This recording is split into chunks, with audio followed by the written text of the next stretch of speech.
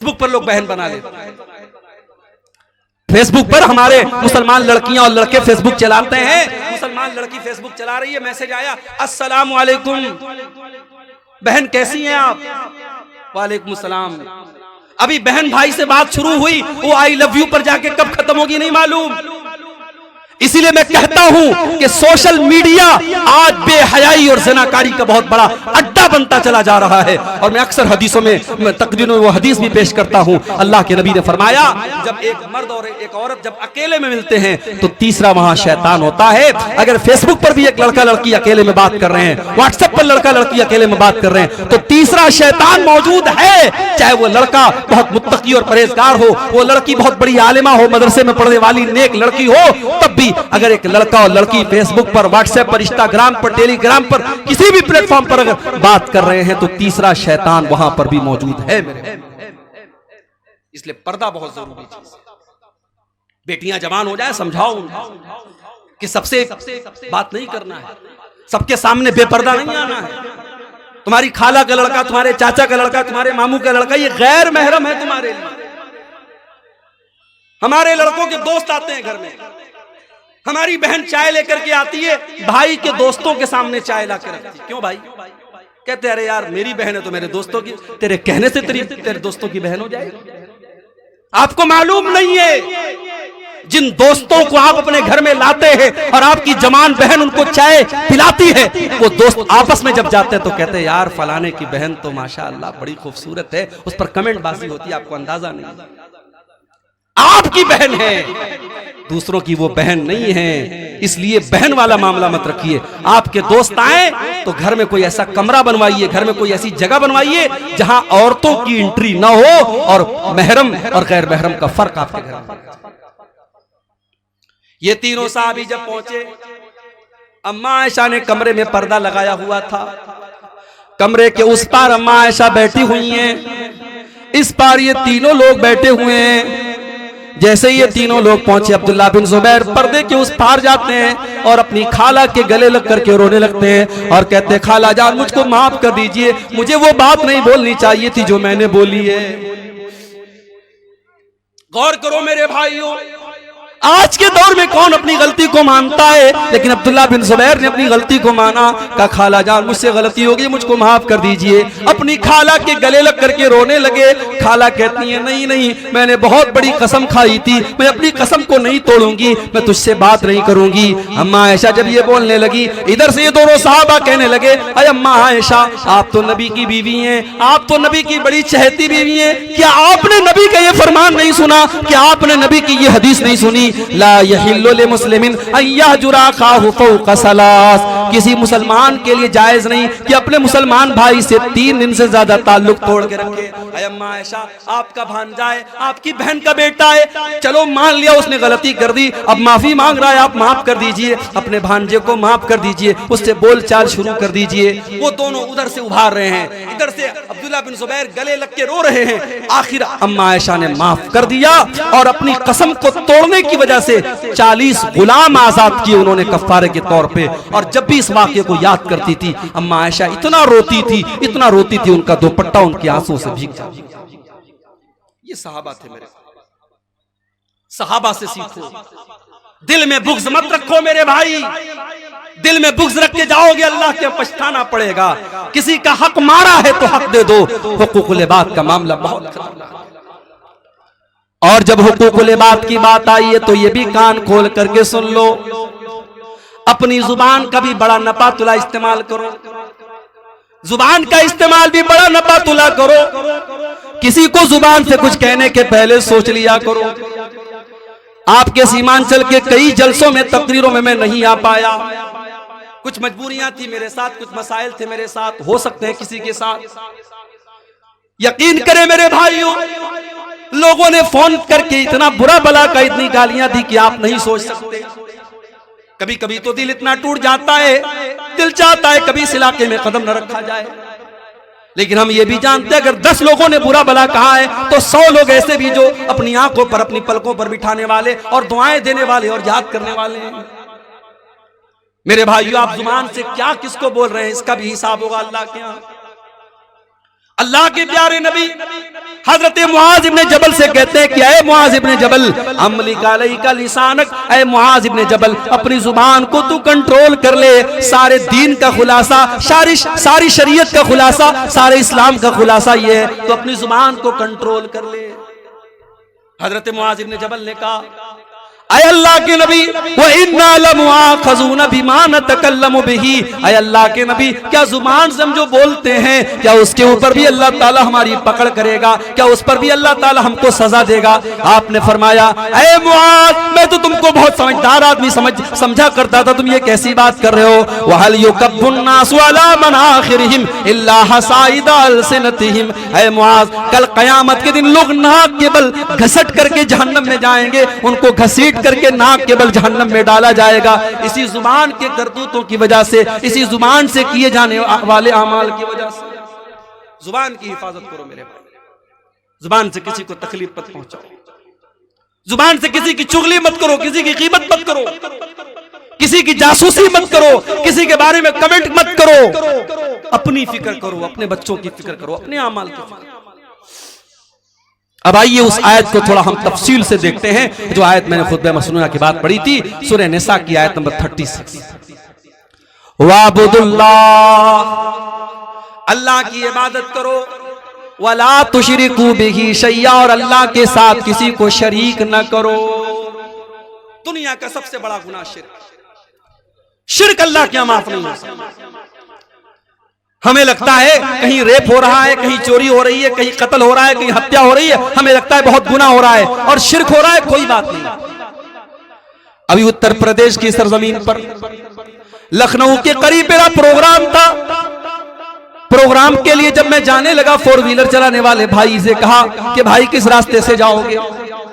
उसने कहा मैं देवा के रास्ते से नहीं जाऊंगा। मैंने कहा क्यों? कहा कि देवा में उर्स हो रहा है, मेला हो रहा है, सारा रास्ता जाम लगा हुआ है। आज का मुसलमान ये कौन से दीन की खिदमत कर रहा है? रास्तों को ब्लॉक कर रहा है, रास्तों को जाम कर रहा है। मेरे नबी ने तो अल्लाह की राह में जिहाद करने वालों से भी फरमाया, मन ज़य्यक़ तरीक़न फला जिहाद लहू, जो दूसरों का रास्ता बंद करके जिहाद करता है, उसको जिहाद का सवाब मिलने वाला नहीं है। जब दूसरों का रास्ता बंद करके जिहाद नहीं कर सकते, तो दूसरों का रास्ता बंद करके आप कोई जुलूस कैसे निकाल सकते हैं और दूसरों का जीना कैसे हराम कर सकते हैं? पूरा रास्ता ब्लॉक था। और मुझे बताया लोगों ने, लखनऊ के करीब देवा, आप भी जाके देख सकते हैं कभी मौका मिले। उस देवा में उर्स होता है और उर्स के मौके पर वहां तवाइफें आती हैं, नाचने गाने वाली रंडियां आती हैं और वहां नाचती हैं और गाती हैं, और मुसलमान तमाशे देखता है। और ये दीन के नाम पर, इस्लाम के नाम पर, मजहब के नाम पर शर्मानी चाहिए। वज़ा में तुम हो नसारा तो तमद्दुन में हुनूद, ये मुसलमान है जिन्हें देख के शर्माए। कब्रों पर झुक रहा है मुसलमान, मज़ारों पे झुक रहा है मुसलमान, अपने पीरों के आगे झुक रहा है मुसलमान। करे गैर गरबुत की पूजा तो काफिर, कवाकिब में माने करिश्मा तो काफिर, झुके आग पर बहर सजदा तो काफिर, जो ठहराए बेटा खुदा का तो काफिर, मगर मोमिनों पर कुशादा है राहें, परस्तिश करे शौक से जिसकी चाहे, नबी को जो चाहे खुदा कर दिखाए, इमामों का रुतबा नबी से बढ़ाएं, मज़ारों पे जा जा के नजरें चढ़ाएं, शहीदों से जा जा के मांगे दुआएं, न तौहीद में कुछ फर्क इससे आवे, न इस्लाम बिगड़े न ईमान जावे। अगर एक गैर मुस्लिम अगर पत्थर की मूर्ति के आगे सजदा करता है और वो जहन्नमी है, वो काफिर है, वो मुशरिक है, तो वही काम एक कब्र के सामने और एक मजार के सामने करने वाला मुसलमान मुवहिद कैसे हो सकता है और जन्नती कैसे हो सकता है? ये पहला हक है, अल्लाह ने अपना हक बयान किया। वाबुदुल्लाह, अल्लाह की इबादत करो, वला तुशरिकू बिही शैया, और अल्लाह के साथ किसी को शरीक न करो। अल्लाह का अधिकार किसी और को न दो। ये पेशानी झुके तो अल्लाह के आगे झुके, ये हाथ उठे तो अल्लाह के आगे उठे। अल्लाह के साथ कभी शिरक न करना। दूसरी चीज, वबिल वालिदैन इहसाना, और अपने माता पिता के साथ, अपने माँ बाप के साथ तुम भलाई करते रहना। कितने वालिदैन बूढ़े हो चुके हैं, औलाद जवान है, पैसा कमा रही है, माँ बूढ़ी है, बाप बूढ़ा है, बाप को दवाओं की जरूरत है, माँ को छोटी छोटी चीजों की जरूरत है, माँ बेचारी तड़प रही है, बाप बेचारा परेशान है, जवान बेटे को अपने माँ बाप की कोई फिक्र नहीं है। मेरे प्यारे साथियों, माँ बाप वो हस्तियां हैं जिन्होंने हमको जन्म दिया है, अल्लाह ने हमारी पैदाइश का जरिया उनको बनाया है, इसलिए जिंदगी की आखिरी सांस तक अपने माँ बाप की कदर करो, उनको तकलीफ नहीं पहुंचा सकते।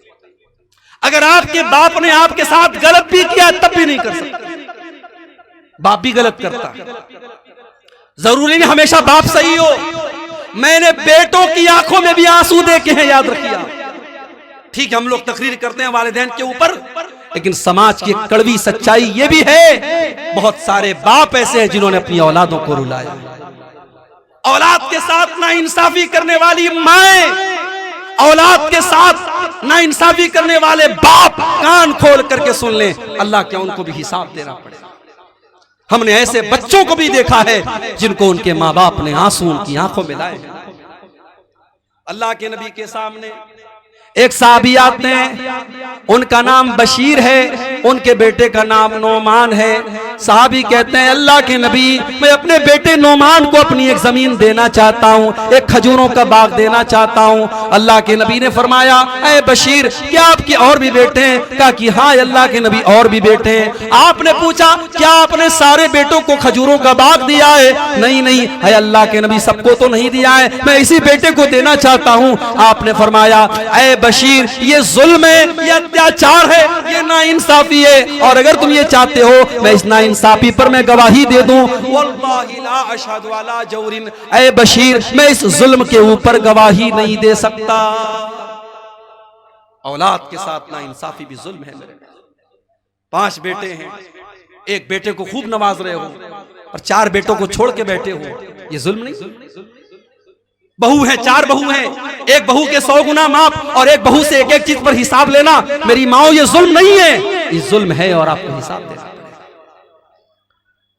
तो वालिदैन गलत हो सकते हैं मेरे, मगर औलाद की क्या जिम्मेदारी? औलाद की जिम्मेदारी यह है कि वालिदैन अगर गलत हैं तब भी उनको कोई तकलीफ न पहुंचाए, वालिदैन के साथ अच्छा सलूक करती रहे। अल्लाह ने फरमाया, वक़ज़ा रब्बुका अल्ला ताबुदू इल्ला इय्याहु व बिल वालिदैन इहसाना, तुम्हारे वालिदैन के साथ तुम्हें हमेशा अच्छा सलूक करना है। इम्मा यबलुगन्ना इंदकल किबरा अहदुहुमा औ किलाहुमा फला तकुल लहुमा उफ़्फ़िन, अगर तुम्हारे वालिदैन बूढ़े हो जाएं, कोई एक बूढ़ा हो जाए, दोनों बूढ़े हो जाएं, फला तकुल लहुमा उफ़्फ़िन, तो तुम उनको उफ भी न कहना, वला तनहरहुमा, उनको डांटना नहीं, उनको फटकारना नहीं, वकुल लहुमा कौलन करीमा, उनसे अदब से बात करना, उनसे तमीज से बात करना। वक़्फ़िज़ लहुमा जनाह ज़ुल्ल मिनर रहमा, और अपने माँ बाप के लिए हमेशा रहमत के बाजू को बिछा देना। वक़ुर रब्बिरहमहुमा कमा रब्बयानी सगीरा, और हमेशा ये दुआ करते रहना कि ऐ मेरे परवरदिगार, तू मेरे वालिदैन पर रहम फरमा, जिस तरीके से बचपन में उन्होंने मुझको पाला है। एक सहाबी अपनी बूढ़ी मां को अपने कंधे पर बिठा के खाने काबा का तवाफ कर रहे थे। हजरत उमर की नजर पड़ी, सहाबी ने तवाफ कराने के बाद कहा कि अमीरुल मोमिनीन, आज मैंने अपनी मां का हक अदा कर दिया, आज मैंने अपने कंधे पर बिठाकर अपनी मां को उम्रा करा दिया, तवाफ करा दिया, आज मैंने अपनी मां का हक अदा कर दिया। हजरत उमर ने कहा, वला वला ज़फ़रतन वाहिदा, तेरी मां ने जब तुझको जन्म दिया था, तेरी मां के मुंह से जो आवाज निकली थी चीखने की और रोने की, अभी तो तूने उस आवाज का भी हक अदा नहीं। माँ बाप का आप हक अदा नहीं कर सकते मेरे। माँ बाप क्या चीज है, ये जब आप खुद बाप बनेंगे, जब आप खुद माँ बनेंगी, तब आपको पता चलेगा उन्होंने हमारे लिए कैसे कैसे कुर्बान किया। इसीलिए अल्लाह के नबी फरमाते हैं, माँ के बारे में आपने फरमाया, फ़इन्नल जन्नत ताता कदमिया, माँ के पैरों के नीचे तुम्हारी जन्नत है। बाप के बारे में आपने फरमाया, अल वालिदु औसतु अब्वाबिल जन्ना, बाप जन्नत का दरवाजा है। न माँ को नाराज करके जन्नत मिलेगी, न बाप को नाराज करके जन्नत मिलेगी। अपने माँ बाप को राजी करो, अपने माँ बाप को खुश करो। और आगे बढ़ो, व बिजिल कुर्बा, और अपने रिश्तेदारों के साथ भी भलाई करो। जो तुम्हारे रिश्तेदार हैं, कोई भतीजा है, कोई भांजा है, कोई चाचा है, कोई ताया है, कोई खाला है, कोई खालू है, ये जितने तुम्हारे रिश्तेदार हैं तुम उनके साथ भलाई करते रहो। रिश्तेदार का भी बड़ा हक है। ये रिश्ते जो होते हैं ये हम नहीं बनाते, ये अल्लाह बनाता है। हम दुनिया में पैदा हुए, हमें पता लगा ये हमारा भाई है, ये हमारा बाप है, ये हमारा भतीजा है, ये हमारे चाचा है, ये हमारे ताया है। ये रिश्ते अल्लाह ने बनाए हैं। जब रिश्ते अल्लाह ने बनाए हैं तो हम उनको तोड़ नहीं सकते। अगर तोड़ेंगे तो अल्लाह बड़ी सख्त सजा। अल्लाह के नबी फरमाते हैं जब अल्लाह ताला ने सारी कायनात को पैदा किया तो रिश्ता जो है ये अल्लाह के पास आया और रिश्ते ने आकर के कहा हाजा मकामुल आइज़ बिका, ऐ अल्लाह मैं तेरी पनाह में आया हूं, अब तू बता दे मेरे साथ क्या सलूक होना चाहिए। अल्लाह ने फरमाया कि ऐ रिश्ता जो तुझको तोड़ेगा, जो तुझको काटेगा मैं उसको काटूंगा, जो तुझको जोड़ेगा मैं उसको जोड़ूंगा। जो रिश्ता तोड़ेगा अल्लाह उसे तोड़ेगा, जो रिश्ता जोड़ेगा अल्लाह उसे जोड़ेगा। इसलिए रिश्तेदार का हक अदा किया करो। कयामत के दिन